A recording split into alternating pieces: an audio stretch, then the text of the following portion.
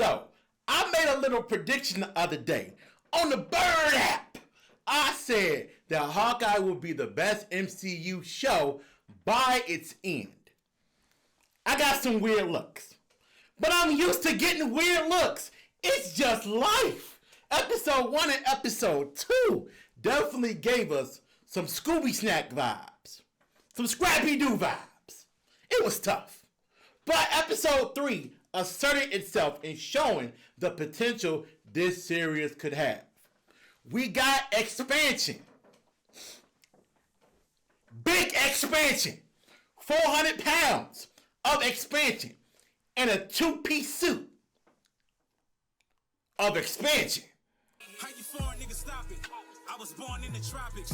I'm the way peep the mosh pit. And it came with a starship. Yeah, I got it. Yeah, I'm really from the tropics. Fuck is you doing? What's good, Digital Tribe Squad? Y'all know what it is, so check it, right? Alright, y'all, look. Hawkeye episode 3, let's get into it. Now, they did pick up from some of the energy that Mystery Inc. left them in the first 2 episodes, right? We were at the spooky island with the little monsters. It was a little silly in the beginning.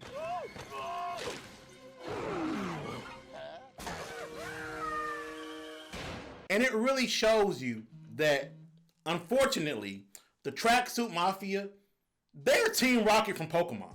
They are the putties from Power Rangers. They are these generic henchmen that are just there to basically be a one-time threat in the beginning and beat the fuck up. They're asking Kate about Imagine Dragon tickets. Huh? Girlfriend drama. Huh? Woo! That shit bothered me. And what it really shows you is Marvel Netflix could really push the envelope. We saw some shit on there. When it comes to Disney Plus, the mouse ain't having it. And you can clearly see the difference between the two. But once Hawkeye gets loose from that that ring around the posy machine he was on and shit, woo!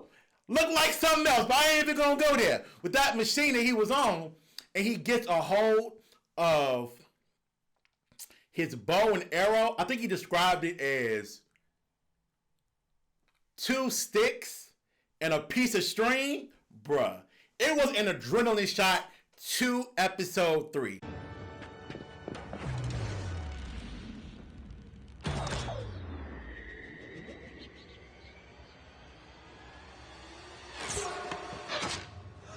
That is so badass. Seeing this man think on his feet when every single plan he had was abruptly disturbed. Like, he's sitting up here thinking about how he's going to take these people out in episode 2. Kate comes through the roof, fucks up the whole plan. He has the entire night to think about how he's going to go about it. And he finally has a really dope plan, bruh. That was so cool. We all know that Maya Lopez, aka Echo's story, has been shifted around for the MCU, right? Cool shit. It makes sense for the circumstance.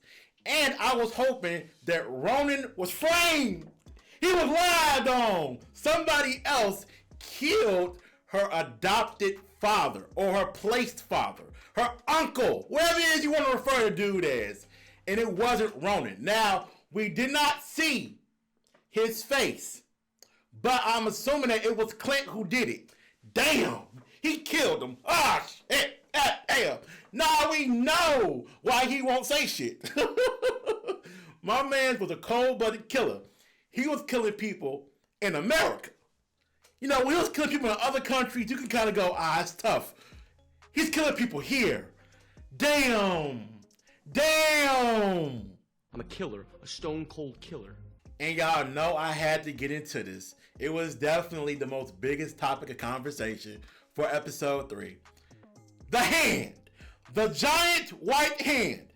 Nigga, I have never heard this much discussion about a hand in my life. Hold on, wait a minute. I think I did a few weeks ago.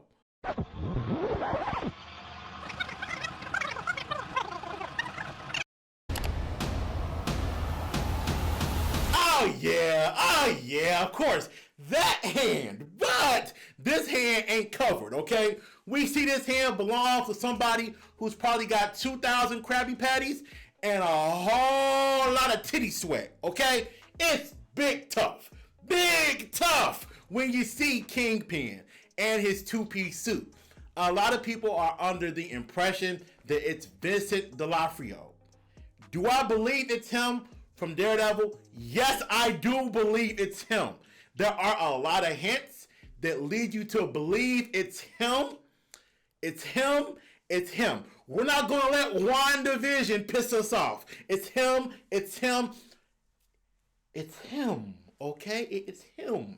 Now, with that being said, I think what Marvel Studios is doing, if they're trying to get Vincent and Charlie Cox to make their MCU debuts the same fucking week.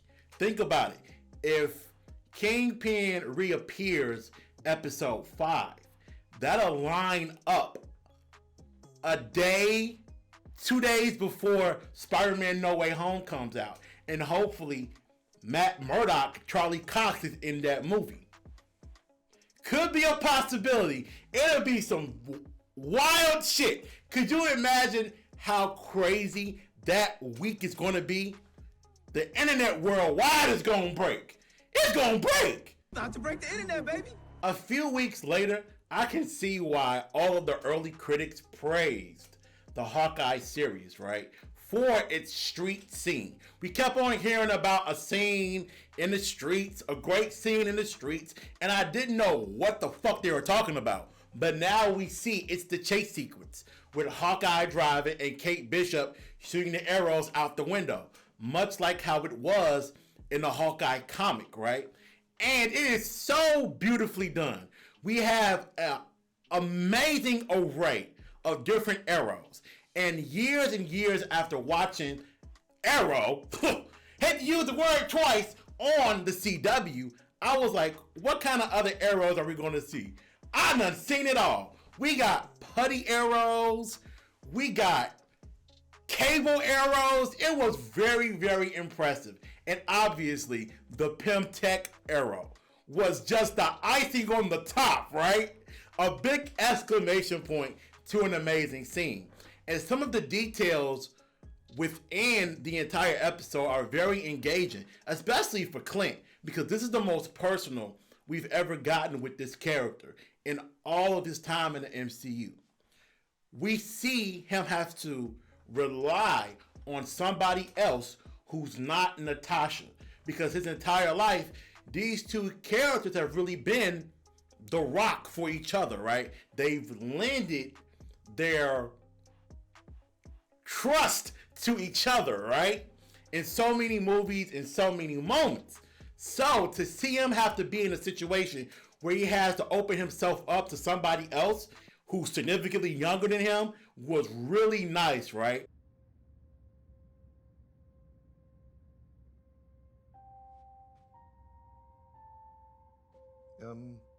I'm gonna be there, buddy. Hey, you know I'm gonna be there. Like I said, Daddy's gotta go, okay? And even bigger is that now Clint has to kind of be an image for the world, where we know he himself said, hey man, I come in, do a job like a ghost and I'm gone. No, she getting ready to get that man a costume. He's getting ready to be more of a public figure, which makes sense with some of the other OG Avengers being gone. I loved episode 3. We got Yelena probably popping up episode 4. Hawkeye is the shit. It's the shit. FTB. Fade to black, nigga. When I pull up, she gon' look though. Look at he mad, ain't look bro. She bad as hell, but can't cook though. It don't matter, but you still watching me while I did it for the look though. 100 feet worth of drip, don't drown this fly shit, that's the look though. And look though, I'm the wave, you can look though. I'm something different, I don't think you get it, but I still did it for the look though. Look though, yeah, I did it for the look though.